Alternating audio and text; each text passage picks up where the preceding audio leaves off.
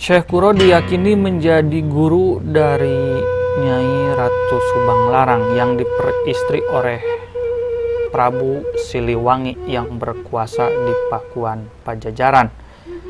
Beliau mempunyai banyak karomah, salah satunya adalah mengislamkan Prabu Siliwangi.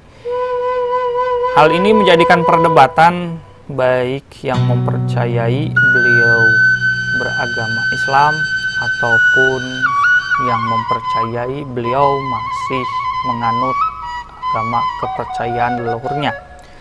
Bagaimana cerita Syekh Kuro dalam menyebarkan Islam dan silsilahnya? Simak video ini sampai dengan selesai. Nama asli Syekh Kuro adalah Syekh Qurratul Ain atau bisa juga Syekh Hasanuddin. Suara korenya yang merdu itulah yang membuat ia dipanggil menjadi Syekh Kuro. Peranannya hampir setara atau sama dengan Sunan Ampel yang meletakkan dasar agama Islam baik di Majapahit ataupun Jawa Barat.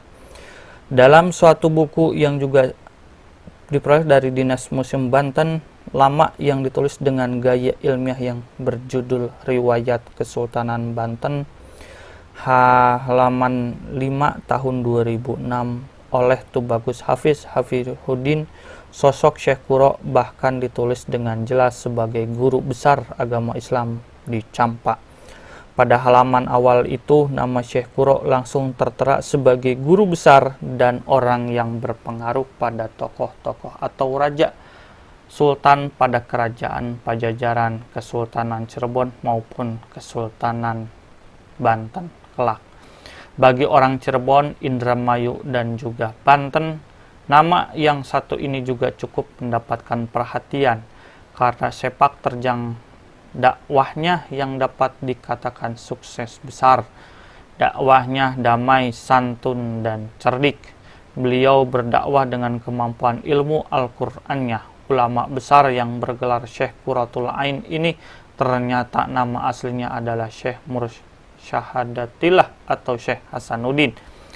Beliau adalah seorang yang arif dan bijaksana dan termasuk orang ulama yang hafiz Al-Quran serta ahli qiraat yang sangat merdu suaranya. Syekh Kuro adalah putra ulama besar Mekah, penyebar agama Islam di negeri Campak, Kamboja, yang bernama Syekh Yusuf Siddiq yang ternyata masih merupakan keluarga besar Azmat Khan. Karena ayah Syekh Yusuf Siddiq ternyata Syed Hussein Jamaluddin Jumadil Kubro. Syed Yusuf Siddiq sendiri ibunya adalah putra Linang Cahaya binti Raja Sangtawal, Sultan Baki Shah, Sultan Bakiuddin Shah, Malaysia. Putri Linang Cahaya ini dalam kitab ensiklopedia Nasab Al-Husaini dan juga situs Madawis telah melahirkan 3 anak, yaitu Pangeran Pebahara Fadhal, Sunan Lembayung, Sunan Karamasari, Sayyid Sambahan Dewa Agung, Syekh Yusuf Siddiq.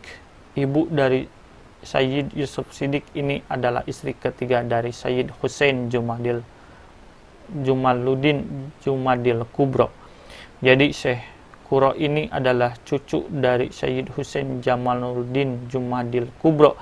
Artinya beliau Syekh Kuro adalah keluarga besar Wali Songo. Adapun nasab Syekh Kuro berdasarkan kitab nasab yang disusun oleh Al-Allamah Syed Baharuddin Azmat Khan Al-Hafiz dan Syed Sohibul Faroji Azmat Khan.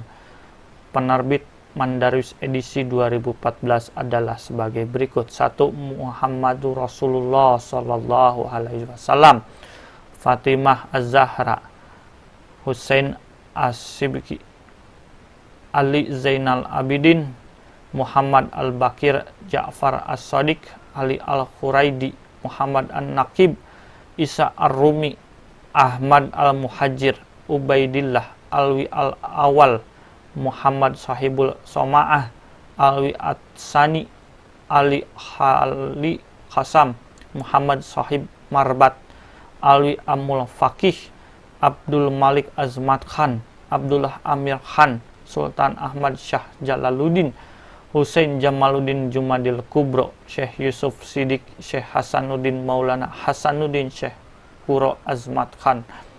Pada waktu kedatangan beliau di tanah Jawa, terutama kawasan Jawa bagian barat, saat itu belum ada istilah barat atau timur.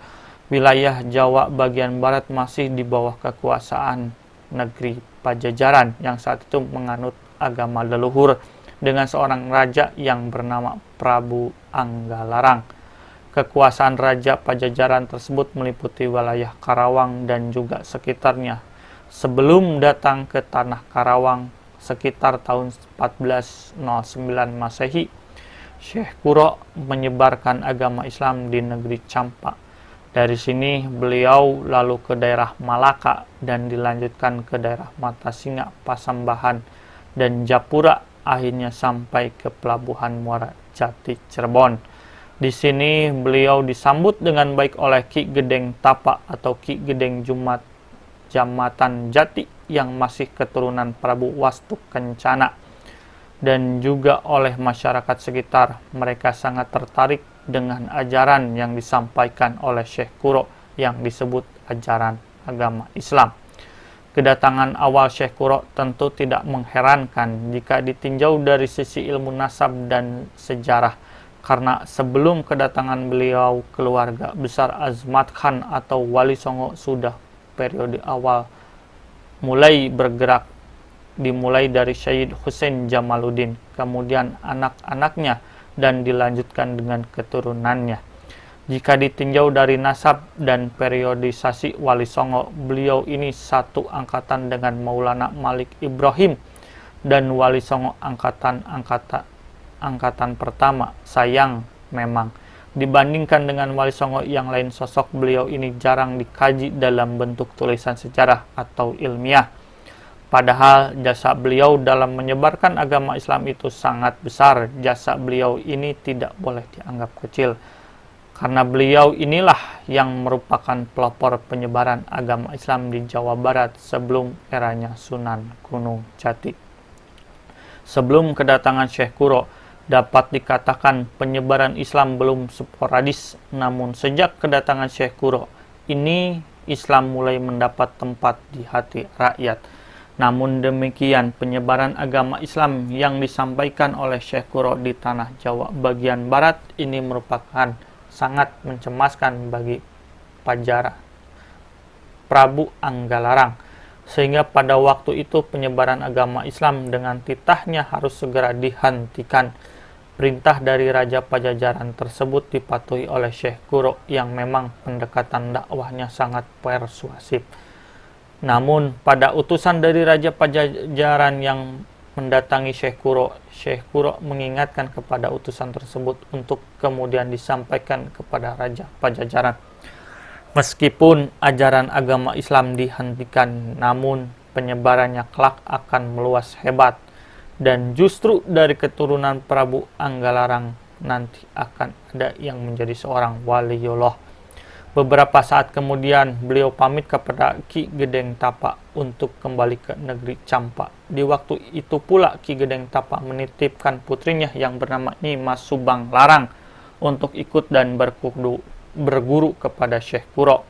Tak lama kemudian Syekh Kuro datang kembali ke negeri Pajajaran, kembali beserta rombongan para santrinya dengan menggunakan perahu dagang. Sebagian ahli sejarah mengatakan beliau ikut bersama rombongan Titian Muhibah Laksamana Cheng Ho. Dalam rombongan yang bersama beliau diantaranya adalah Nyi Mas Subang Larang, Syekh Abdul Rahman, Syekh Abdul Maulana Mazkur, dan Syekh Abdillah Dargom.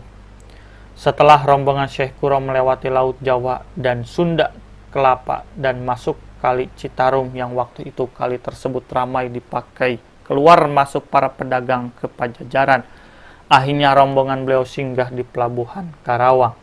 Menurut buku Sejarah Jawa Barat oleh Yosef Iskandar tahun 1997 halaman 250, Syekh Kuro masuk Karawang sekitar 1416 Masehi. Syekh Kuro masuk bersama rombongan besar Titian Muhibah Laksamana Cheng Ho. Armada Cheng Ho sendiri berangkat atas perintah Kaisar Cheng Tu atau Kaisar Yunglo, Kaisar dinasti Ming yang ketiga.